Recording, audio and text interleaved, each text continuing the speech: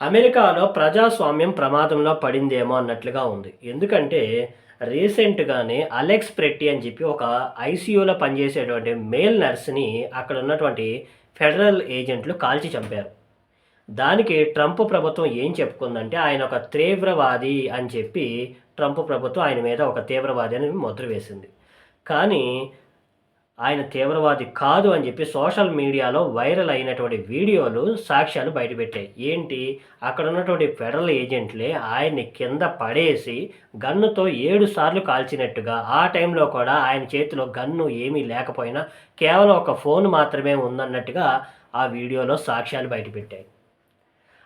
అయితే ఇప్పుడు రీసెంట్‌గా నిన్న జనవరి 27 మంగళవారం రాత్రి కాంగ్రెస్ ఎంపీ ఉమెన్ ఇల్హాన్ ఈవిడ ఒక ప్రసంగం చేస్తున్నారు. ఈ ప్రసంగంలో జరుగుతుండంగానే స్టేజ్ పైకి వచ్చి ఒక వ్యక్తి ఆమె పైన కెమికల్ జల్లాడు. కెమికల్ జల్లి ఆమె పైన దాడి చేయడం జరిగింది.